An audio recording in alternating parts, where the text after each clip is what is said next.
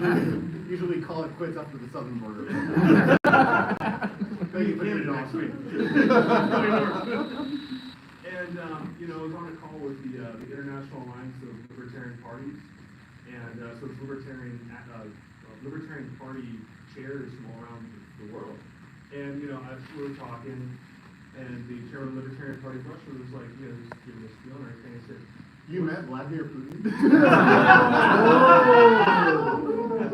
a little bit late on my Putin check, so I might start changing my positions on Ukraine. No. And I asked him, I said, what's it like being a libertarian in Russia? Like, is it difficult with the are you guys a persecuted group? He goes, some of us are in jail or get arrested, but it's not that bad. And I paused for a minute and I was like, and it made me think and realize, I was like, how many of us, if we were under the same levels of persecution as libertarians in these countries, would we still be libertarians? Would we still be out there? I thought you gave him our names. He was just like your West institution. I thought that's not the email. Libertarian Party Venezuela chair. He's out on the run because he's a libertarian, organizing libertarians in Venezuela. So I think everybody in this room has the heart, and I truly believe that the majority of people here would be the ones to say, yes, I'm willing to risk everything for the cause of freedom. I talked a little bit with the Libertarian Party Cuba chair a few years ago. They have the Libertarian Party of Jose Marti Cuba, and I live in Key West, so I'm 90 miles away from those guys. And I wake up and I think, man, 90 miles south of here, people are being persecuted for the very beliefs that we hold near and dear to our hearts that we're trying to actuate in our country. And he was in an interview, and he's been arrested before. They have what's called the Benjamin Franklin Library. So they get all these books and PDFs smuggled into their country so they can talk about these ideas, just to talk about it, just to be able to talk about Rothbard and the Federalists and the Anti-Federalists and everything, and Mises and so on and so forth. They have secret police come to their places of residence, and they have videos of this, and they get kidnapped, they get their shoes taken, they get thrown off in foreign towns, and forced to walk back, all kinds of stuff. and he said something that really, really spoke to me in the interview. He said, even if I'm in prison, I'll still be free, because I'm free in my mind. And I thought, that was, so beautiful and so inspiring to me, because as libertarians, no matter what we're up against, we're free because we're free in our minds. And it's the act of being free, the act of saying, look, the government has taken so much from us without our permission. We need to take it back. We need to reclaim the freedoms that have been lost. First, by embodying freedom and liberty and what it means to be a libertarian, and of course, carry that message out to all our other Americans. And a lot of times, we're the ambassadors of the cause. We're the first libertarians that people meet. And so we get to be the disciples of this beautiful movement and say, look, I'm a libertarian. This is what I believe. And through shining bright with that passion and that knowledge and liberty, we can infect others and have them join the movement, of course. And so, it's a beautiful thing. We've got our work cut out for us. I think we have a lot of room for growth. I did a little bit of research. I know everybody here has read my chairman's report. Use manage. No hay plata. No hay plata. Don't say it like that. But He's a Florida man. Yeah. In that report, first off, it's the best piece of literature you've ever read. It was so humble. 10 out of 10, great character development. It's phenomenal. But in that report, I did a little bit of research, and most political parties, if you take away tax and everything, people that donate just to political parties, it's about 260 million Americans, and of those that donate, about 0.5 to about 1% actually donate to the political party. We have about 0.0004% of Americans that donate to us. There's a huge undiscovered market out there to get up to 100x our membership and get them involved. There's a lot of room for growth. I'm very, very optimistic about that. But to that end, I will give it back to Larry. I'm here. Thank you.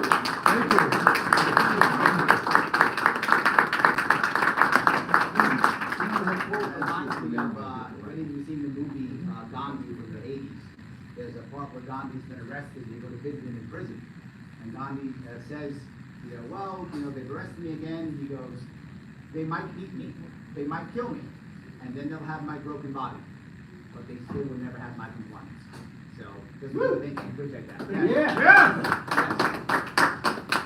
So, what I want to bring up though is, we're talking about freedom, liberty, all those things. Why are people fighting for freedom and liberty? And the problem is often when we're talking, we don't give them the reason why. We go, don't you want freedom? And what I hear in my state of New York is, I'm free. I mean, they're not, but they believe that. They say it. They go, I can go to work. I'm free. I'm not in jail. I'm free. They think that they're free. So when we say freedom, they don't get it. They don't know what liberty is. Liberty is what, never like, I don't know, Thomas Jefferson said like 100 years ago or something. They have no idea. They have no clue on this. So what do I talk about often? Happiness. Happiness. Seems odd, right? No. Life, liberty, pursuit of happiness. Literally in our founding documents. Literally in our founding documents. Now we're asking anyone here, and ask anyone you're talking to. Would you want to be happy? Yeah. Do you think, are you happier when you're freer or when you're more constrained? Oh, wait, freer. Yeah. Are you happier when people are somehow forcing you to do things, or when they're not? When they're not? Yeah. And then I ask them, do you think you're free when there's a monopoly on something? You have no choice. And they go, no, you don't like monopoly. I hate monopoly. Great. Go fix monopoly. What? Now they start rethinking. Now they start rethinking. So I would ask you, don't only talk about liberty, please talk about it. Don't only talk about freedom, please talk about it. But also talk about happiness. Happiness does matter. Because when somebody wants to be a Republican or a Democrat, Libertarian, whatever, they all want to be happy. Everybody does. So we talk about happiness. We'll be the only people talking about happiness. Right? We're the only ones talking about happiness. We're the ones who do that, and we do it in a very smart, savvy way. Thank you guys so much. Love that.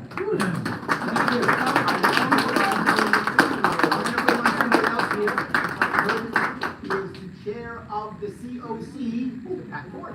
Hey, how are you?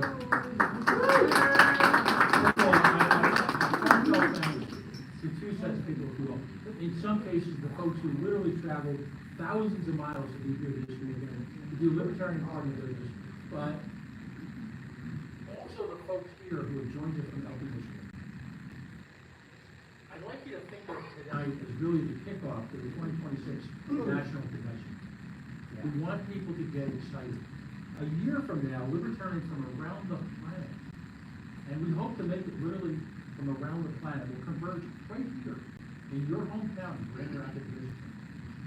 And it's an opportunity to make history both for the Libertarian movement nationally, but to make history for the Libertarian movement right here in Grand Rapids and right here in Michigan. You have some governor that we've all heard about. I think it's term limit, right? So here's a chance to use this as a kickoff to bring the Libertarian message to a state that so desperately needs it. A state in an economic transition that, if they continue to fall behind the statists and the corporatists who run a state like Michigan, will continue the same tragedies. And that can change starting now. So my message is simple. In the next 6 months, 8 months, 9 months, a year, I'm going to ask everyone in this room to promote the hell out of this meeting. Really bring it home to people. We don't need just libertarians from around the country or from the world to come here. We need libertarians or people who are not quite sure yet they're libertarians. They might not even know they're libertarians to join us here. So I'm going to ask all of you to dive right in. There's plenty of opportunities to get engaged as volunteers. It would be great to have libertarians from all over the state as ambassadors for people when they come here. It would be great to have libertarian speakers from Michigan talk about the unique challenges you face in a now newly tariffed world. All of that is possible. We have no limits. Because as I like to say at the end of every brief chat, we have one advantage that no one else has. You know what that is? We're right. Thank you.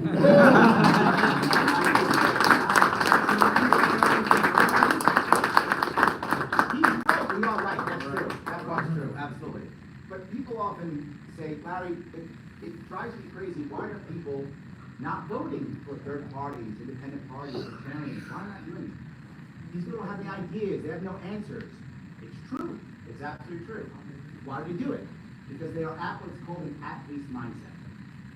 Well, at least it's not the other guy. That's it. This is the other guy, right? So yeah, so now when I campaign, here's how I campaign. I will protect you from him. That's how I campaign. Can I get that in writing? Yes, yes. I will protect you from him. That's all I do. Okay, what's your policies? I'm not him. Right? I'm not him. I'm sold so far. I like You're the problem, Nathan. You're the problem. You're the problem. We already knew that. That's what's happening. Most of you don't know this. This is a true story, guys. It's very true. Politicians today don't have policy teams. I'm not joking. They don't have policy teams. They don't need them. They have communications teams. That's what they have. Because it's all that matters. How do I say the other guy's worse than me? That's it. That's how it works. The other guy's that. Like, I know that I killed a guy. I know I did, but he killed 3 guys. So you got, he's a mass murderer, I'm a regular murderer, so look at me. That's where we are now. I don't want to be there. I want to change that, which means it's unfair for us. It means that we have to actually have answers. Because here's the thing you'll notice. You will see all the time. I see it in my state, you saw it last year. When people are desperate and scared and worried, and they see no answer, and a terrible answer, they take the terrible answer. Every single time. I want someone to help me. What are you gonna say? Status quo, other guy bad. I have an idea. Let's tariff the world. Great, I'll take tariff the world. Because that's what I have. I have nothing else. So I take it. We have to change that. We have to have actual answers. Well, Larry, it's not fair. It isn't fair.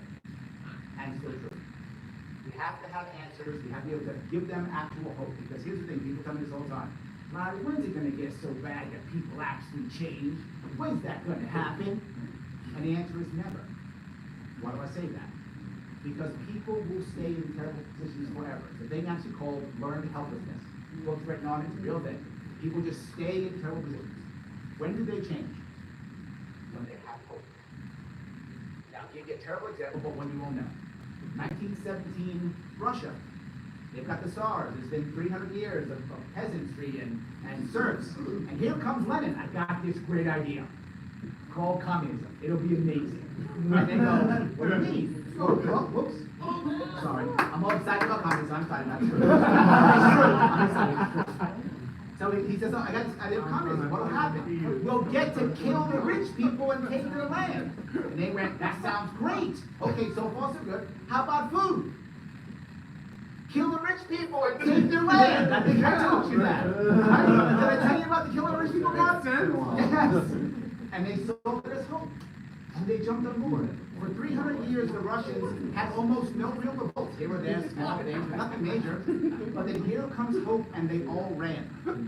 We have to provide that hope. That's why I said talk about happiness. If we provide hope, people will change. If we provide hope, people will move. We have to provide hope. Thank you. I want to bring on someone now, if I could. We all know who he is. So happy he came today. Former congressman, former candidate for Senate, the man himself, Justin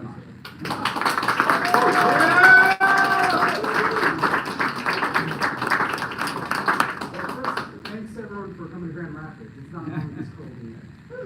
Oh, yeah. It was nice. Although it does sometimes silly. You're right. First, I want to say thank you to Larry. His comments on messaging and communications are invaluable, and I think we are lucky as a party to have him. So I want to be really honest with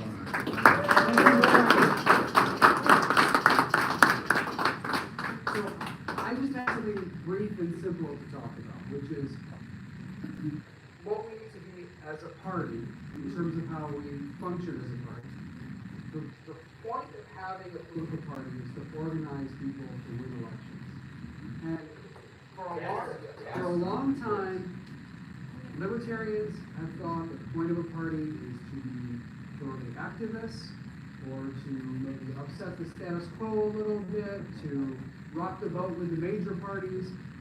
We need to organize libertarians to win elections. That has to be the primary focus. I'm not saying it has to be the only focus, but it must be the primary focus. And for many times in recent years, that has not been the focus of the party. And in fact, we've had situations in recent years where party officials are then endorsing candidates of other parties.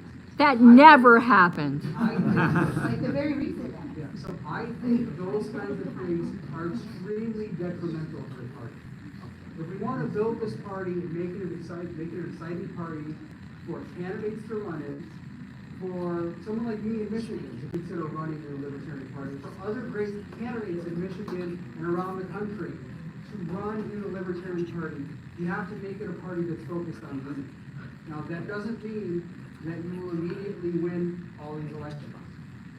I was talking to Stephen about the fundraising and how many people are on our donor list. So the idea is take that donor list, which maybe is only in the thousands now or 10,000, and make it 100,000, make it 500,000. It's not going to happen overnight, but you have to build it up gradually. You have to take a national campaign and turn it from one that gets 1% or 2% into one that gets 5% or 8%. The hardest thing for this party is to get to 15% national.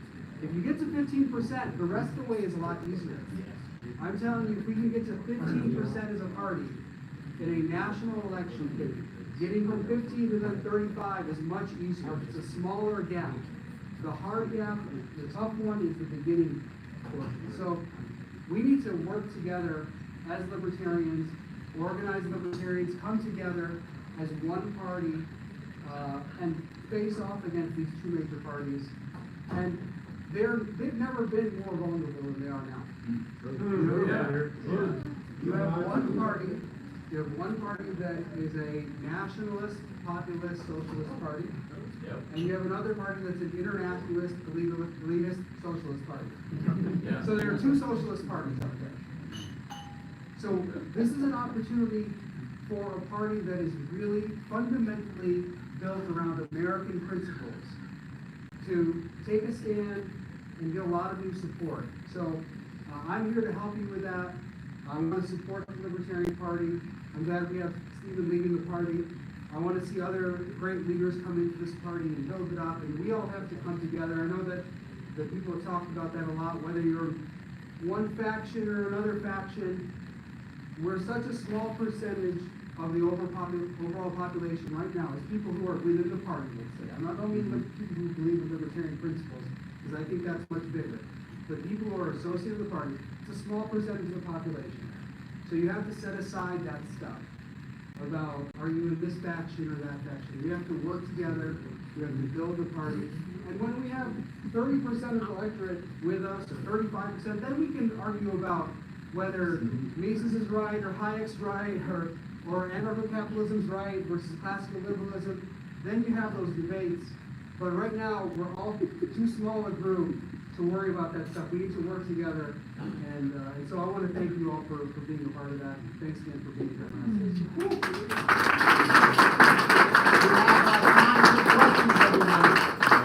have some time for questions and comments. Does anyone have any questions or comments for Mr. Moss? Anybody? Is your hand up or are you holding your phone? I'm holding the phone. Okay, good. Go ahead, please. You talked about the two socialist parties we have right now, and I don't disagree with you. In your personal opinion, are they equally bad? This is a tough one.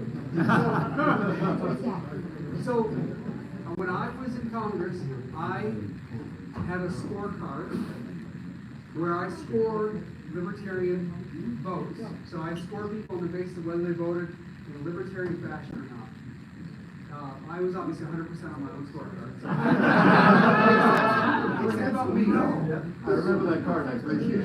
Forget about me. Thomas Massey was the only one who was particularly high on there. He was in the high 90s. He was like 98, 99% on that card. Very consistent. After that, a big drop off. But let me tell you what, the truth of it. If you look at the top 10 people on that scorecard, most of them are Republicans, okay? 9 out of 10 would have been Republicans. Once you get past that, actually, you get more Democrats mixed in, and at the very bottom are Republicans. So when you ask me which party is better, you have in the Republican Party versus the Democratic Party, the Republican Party has more good people and more bad people. You got Rand Paul, and you got Lindsey Graham. Not wrong. I think they're all really And the Democrats are more bunched in the middle. So which one's worse? That's a matter of perspective. But yeah, I don't want to say. I'd say, look, I view myself as someone who comes from the right in a sense, and so like I'm more comfortable with the Republican Party than with the Democratic Party. I think that Republican voters are probably more inclined to support Libertarians than Democratic voters. So maybe that's the answer that I can give you. But in terms of the overall parties, I mean, the people who run the parties, I'm not sure you can tell a big difference. So you don't see a difference between The administration we have now and what would probably what occurred if the election? I think this is a good question. In some ways it's worse, in some ways it's better. I asked your opinion. That's Yeah. all I'm asking. The question, Jonathan? So since the day I met him, by the way, we are the two Gary Johnson here at Kevin. So the first day I met him, I subscribed to the notion of not arguing, but planting the seed. So someone from your background, having been in the deepest, darkest trenches. What's the message you would give to the quote-unquote liberty republic without an issue that's so commonplace like terrorism? What's the one message you would try to do? No. If you're talking to my former colleagues in Congress, it's hard to respect them. They're beholden to a particular person at the top of the party. If you're talking to the average person out there, I think it's important to understand that tariffs are taxes, and like any tax, American consumers are bearing a big portion of the burden. You can give all sorts of examples of this, but it's just the reality that when you put a tax on something, you're creating an additional barrier, you're making it harder for someone to buy something, and Americans should be able to make those decisions for themselves. So the average person can make a judgment about whether they want to buy something from another country or they want to buy something that's made in America. And I think if you are pro-American, you care about America, you want to go to buy American products, go advocate for that. I'm all for that. For telling people, hey, buy American products, I think that's a good thing. But I don't think the government should impose that through its policy. We had one in the back, go ahead. Yeah, so, in held office, you have help from people in the past, from your party in the past, to be an elected official. Where do you see the Libertarian Party going in terms of providing support for the less than 100 of us that have actually won our races, are currently holding office, and what is the LP's role moving forward to help us out? We talked about this a little bit earlier. I think the important thing is for the Libertarian Party to build a national brand which will help people at the local level. Okay? You want people at home to have a good idea about what it means to be libertarian. Because with respect to all the people who serve at the local level, who are doing important things, serving as libertarians at the local level, it's hard for people at the local level to make themselves a household name. We all know that when you run at the local level, like city or county, most people don't know who you are. It's difficult to get that kind of traction. So we need national branding, which will help create the demand for libertarians at the local level. I think that's the most important thing the party can do right now. The party does have to build up resources. You have to build up that donor base, and then help provide those resources to state and local. But it's the reality that state and local people are going to have to do that as well. They're going to have to build up those resources. So I think the most important thing the national party can do is build a brand that makes people, when they think about libertarians, it gives them a positive feeling. Right now, to the extent they think about libertarians at all, I don't know that they have much, most people don't have any opinion about libertarians, honestly, like, don't have strong opinions one way or another. I think right now, probably, except there's a national image of libertarians, it's that we are an offshoot of the Republican Party. That we are just some kind of, the Republican JV team or something. Maybe a farm team for Republicans. I think that's not good for our brand. So let's fix that. Let's have a clear, consistent identity. And let's allow people to see that we are the party of American principles. The party that people at home already believe in this thing. We just need to show them that we're the ones who stand for it. Excellent, thank you. Oh, he answered the question. Excellent. Any other questions or comments for Mr. Moss? Go ahead, please. Go ahead. In the orange? How many people were, like, what was your win number when you ran? Like how many times did I win? No, like how many votes did it get? Percentage? So like from a percentage or total votes? Total votes. It varied by election. I don't remember the exact number. You remember the lowest one? Guesstimate. I don't know, over 100,000. I don't know what it was.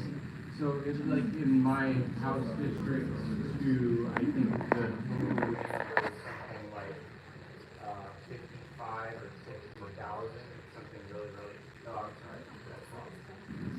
Like less than 500,000, somewhere in there. It's a pretty achievable number, but we're spread out in multiple items. But here on the mainland, these districts are walkable. So Not all of them are red, not all of them. Not all of them. Target those multiple districts. What would you say about a strategy that dealt with those kinds of like low-hanging fruit districts to kind of set that example in motion of libertarian leadership? Yeah, I think it's important to go for low-hanging fruit. The truth is, if you are running at a position below, say, U.S. representative, you probably won't get a whole lot of public traction.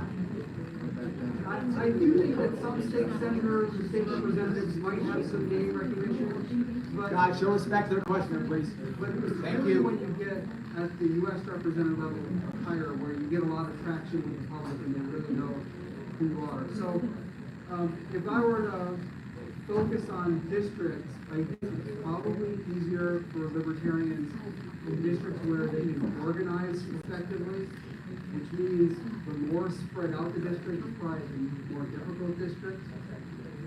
If you want to challenge someone, it's probably easier if the district is compact, where you can all, you can get especially with a party that has limited resources. Like, take the first district in Michigan, which is like the UP and a bunch of northern Michigan. That's very hard for a libertarian with limited resources, because you have to spread yourself so thin, and your volunteers are also going to be spread very thin, all your volunteers have. In a place like Grand Rapids right here, the district is rather compact. It's a lot easier for a libertarian to organize people, plus there'll be more young people here, more people who might volunteer on the campaign. So I mean, you have to think about your own district. You have to think about your own district and decide whether it's the kind of thing that is winnable for a libertarian or not. Thank you. I'd like to follow up on that question if I can. Combining it with what you said about a national strategy, I'd like to see the Libertarian Party, I think, find 5 credible candidates in 5 districts we can win, and put all of our focus in those 5 districts. And by doing that, show that this is our brand. What do you think of that twist on his question? Yeah, I think that's good. I mean, from my perspective, national parties should focus on building a national brand, and really think it's important to have a strong presidential candidate. And then I think it's important to have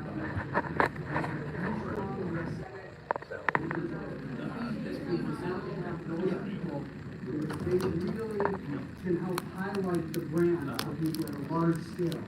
Then after that, yeah, you want to pick your battles. I don't necessarily think we have to run every race. I don't think that's necessarily the wisest thing to do, because we might be spreading ourselves thin. It might be better to concentrate our efforts in a fewer places where we think we can make a lot of ground. It doesn't necessarily mean winning the election the first time, but maybe there's a place where you can get 15%. Go for it. Make a name for the Libertarian Party in that place and help build the brand. One more question, last one. One of the things that I've noticed, at least for modern day politics, is that your brand has to be on social media. Trump built his core on X. Ray built his core on X. When I was with the Kennedy campaign, he built his core on X. The Libertarian Party, while it's interesting, there's definitely people out there, doesn't have a really big following on X or on Facebook. How do you get to my generation, which I hate to say, millennials and younger, we're on social media. How do you build your brand on social media? And how do you attract somebody that has flair like Levis and get people to pay attention if you have a lot of bland individuals? No doubt about that. And sometimes it's a great question. Sometimes it's just luck. You know, with like Gillet or Donald Trump, for all his faults, charismatic, broadly appealing to a lot of people. So some of that is just luck. You find someone like that every once in a while. You know, maybe they only come around every once in a generation. Ron Paul is an example of that as well. So those kind of people don't come around all the time. What the National Party should focus on, in my opinion, is getting some of our biggest donors together right now, helping to provide that seed money to get it going. Focus on some national branding, and then move from there to other things. If you create that national brand, you will start to create demand for these candidates who will run within the party. And then you will have the resources also to hire, this is no knock on any current staff, but you want to have a system of broad professional staff who can help get that message out on social media. That's going to require having more staff than we currently have. And being able to pay them more money than we are probably currently paying them. So something about to hear that. I think it has to, if you're going to have success, you're going to have to pay, the party's going to have to pay some people who run the party, who are there working every day. They're going to have to pay the people enough where they can feel like this is a job they can do full time and not something they're just doing on the side. And I think you do have great staff, but for a lot of them, they're stretched thin because they're pulled in so many different directions. And it would be great if we could get them all to focus on this, and that will require resources. Thank you so much. Thank you.